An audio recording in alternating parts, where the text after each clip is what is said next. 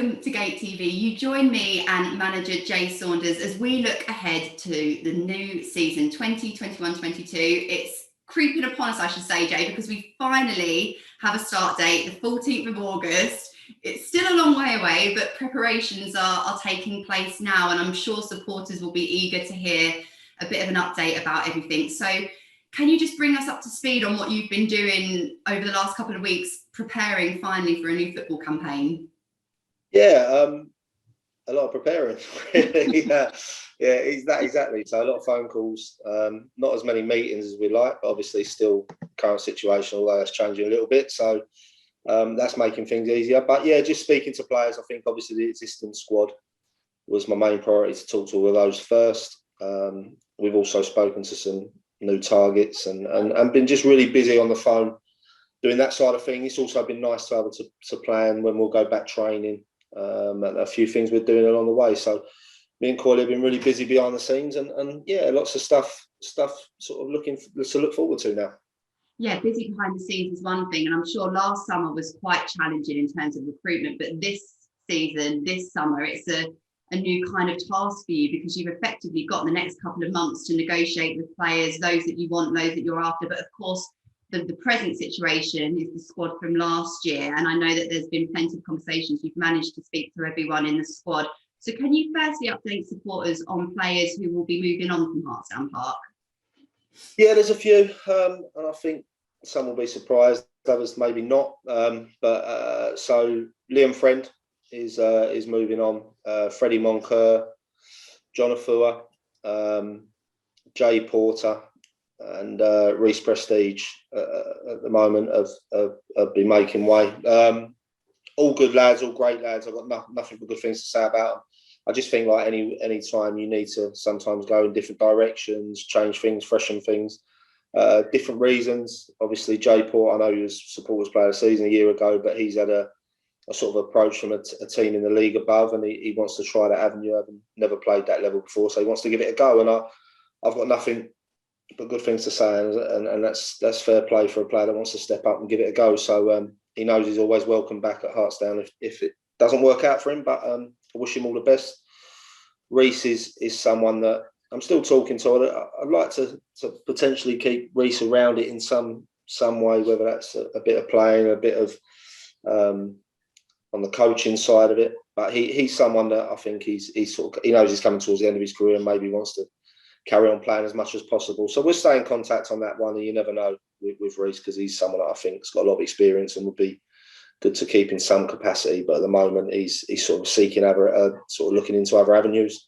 As I say, the other lads, Freddie, Liam, John, have all been great lads, and they're good players, and I'm sure we'll have no problem getting other clubs. Yeah, absolutely. And I guess on behalf of supporters who'll be tuning in, and we'll be sharing their thanks to those players for their commitment and the appearances they put in at Hartsdown Park. And then the players whose services you have managed to secure. But I think it's probably worth noting, again, to be totally transparent, that this is, again, I'm going to use the word unprecedented times, and forms and registrations and stuff aren't actually live, but these are conversations and plans that you've put in place, and I guess kind of gentlemen's agreements with certain players as well. Yeah, definitely. It is tricky, and I'm sure the minute you announce signings, people will jump on and go, oh well, technically you can't, there's no contracts out. But they're sort of players that I know well from last year, and they're players that have all said they want to stay.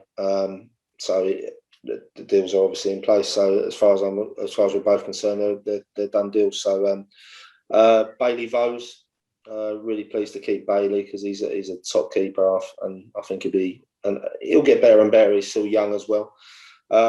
Chris Session agreed to stay on. Ben Swift, captain, obviously pleased to keep Swifty, and he's getting fitter and fitter, so it'd be good for him. Archie Burnett, really pleased to keep young Archie. I think, again, he only played sort of 9 games, whatever, but was excellent, and I think at a young age he'll get better. And then Noel Layton and Jack Richards. So I think that's a good core to start with.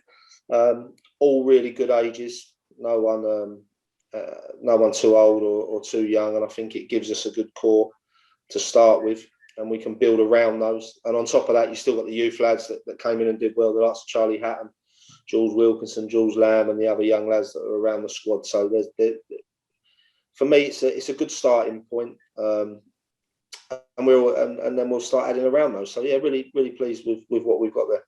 It's quite exciting just to hear those names and to know they're going to be a part of the plans moving forward, because for supporters, of course, it's been such a long time since we've seen first team action at Hartstown Park. Has the last sort of 18 months or so altered your approach to what you want to build in terms of a first team? And has it already infiltrated in terms of the conversations you've had? Because these footballers have not played football in such a long time. So I just wonder if motivations and contributing factors have already started to become a bit apparent from these early calls. Yeah, I mean, they're all desperate to get back. I think that's one thing. I want to play football, and has it changed my direction? I suppose it has in a way. Like, there was certain players that we wanted to get in last year and couldn't do it, and different things, and it was all a bit unknown. I'd like to think now with sort of the vaccines getting a bit more under control, hopefully, touch wood, and you can plan a bit more long term as a club. So for me, it's important we still keep that youth going forward. We're not one of the big spenders in the league that's going to be able to go out and get the really top end experienced players, and that's a fact. So there's no hiding from that. But what we'll do is we'll get young, hungry players, build that with some experienced ones, and I think, like I say, if I read down that list, I'm really positive with what we've managed to keep, and they're all players that have had other offers from other clubs and could have gone elsewhere, but they've not. They want to be a part of it, and I think they can see off the pitch the club's trying to grow with the ground news and everything. So it's an exciting time for the club, and I honestly feel that if we can add or bring the players in that we're talking to and we'd like to, then it will stand us in good stead for next year. Now, I don't expect you to tell me any names and who's on your wish list, but in terms of giving supporters perhaps a little glimpse into conversations you're having with new recruits, is there anything I can tease out of you to share with them? No. I tried. At least I tried. No, we've spoken to quite a few players this week, mainly. As I say, I wanted to deal with the existing squad. That's always my priority at the end of the season, or not that the season never ended, but it was always my priority to get that sorted early, to give the players that were leaving enough time to find other clubs. So we've dealt with that, and then we've been this week speaking to some targets. We were sort of pretty much agreed with a player, and hopefully we'll be able to confirm something on Monday, but not to get everyone's hopes up too much. As we found last season, it can fall through, but we've had really positive talks with a player from the league above this week, and hopefully, like I say, we can get that over the line on Monday. And again, we spoke to a centre-half from the league above. So we're looking, obviously, it's quite obvious the positions we need. If people look and they go Friendly's left, for instance, we need a centre-half, and ideally with Swifty, we had to play him on the right side a lot last year, which isn't Swifty's strength, and we're not going to get the best out of him. And that was part of the reason with Friendly for me moving on, was to get Swifty on the left side, where I'm going to get probably an extra 15-20% out of him. So obviously we're looking at centre-half area, Jay Porter leaving, left-back area, and we need to strengthen in wide areas. We lost John Afua. We had Toby Bancroft, Richard Kesey on loan last year. So wide areas are areas we're looking as well. So the other one we didn't talk about was Norman Wabbo, who I'd like to keep around it. With Norman, he's someone that there's no doubt when he came to us, he wanted to have a good season with us and then look to move back into full-time football. So it's an avenue that he's looking, but it's not sort of definite that he won't come back. But we have to respect his decision that he wants to try and play higher if he can.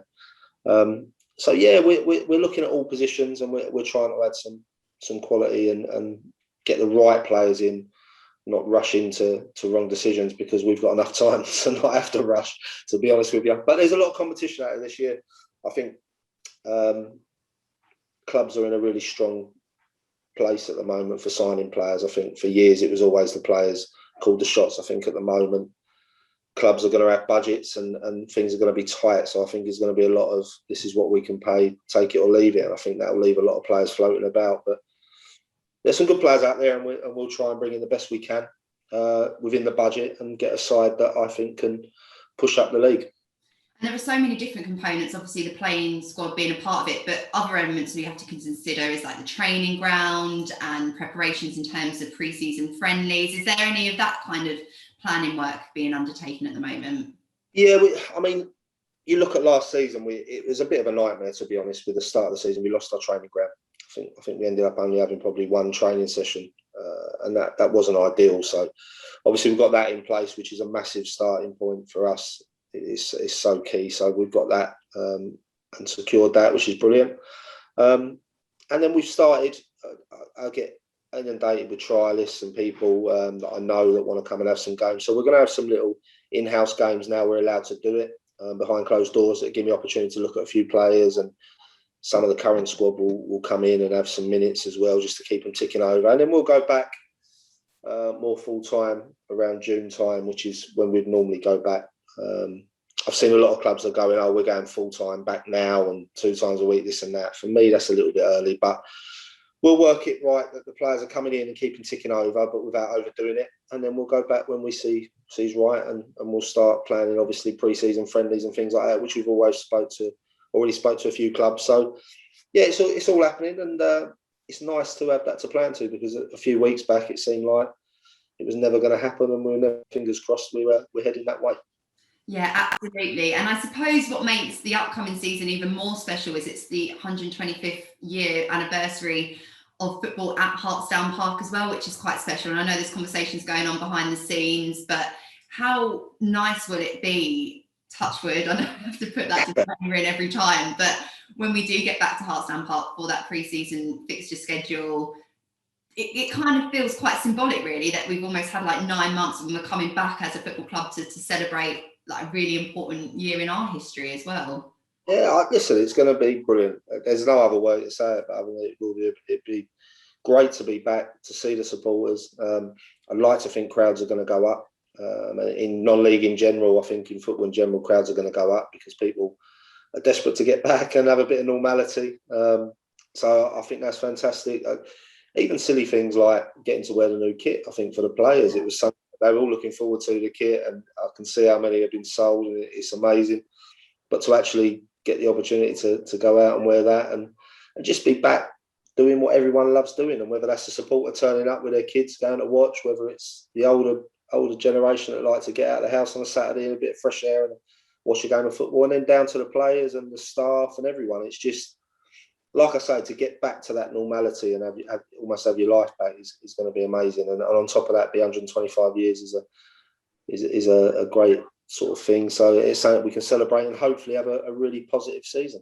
Yeah, definitely. And I think one of the things that's been discussed behind the scenes as well that was popular in previous years was doing some kind of sort of open training session, maybe looking at linking that with the Euros at Hartsdown Park as well. And it's just, you keep your fingers firmly crossed, don't you, that in June those kind of plans will come to fruition, because like you say there, as much for the players and the supporters, it's about having that cohesion, and that really will help kind of start the football campaign in August on a good footing.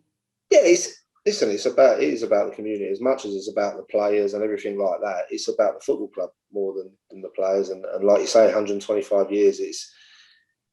It's been there a long time, obviously, and for supporters, it's a big part of everyone's life and down there, and so we just want to. I think for me now, it's really important that we build a side that can be competitive in the league, can push on, and give the supporters something that they really are glad that they're back and can come back and really enjoy their experience when they do come back. Yeah, absolutely. Well, Jay, thank you so much for giving us that update. I think supporters will really appreciate that, and to hear the positive news as well about the squad that you have assembled and are going to continue to assemble, and we'll keep people up to date when the signings come through as well. So I'll keep chasing you for that wish list and to get those announcements out. Yeah, anytime. And as I say, hopefully by next week we can get some more out and keep people looking forward to it. Brilliant. Well, thank you, Jay, and thank you to you for tuning in to GATEtv. Do make sure that you subscribe in future for further updates as we look forward to a summer preparation at Hartsdown Park ahead of that season start on the 14th of August. So if you haven't put it in your diary yet, do so. And until then, take good care.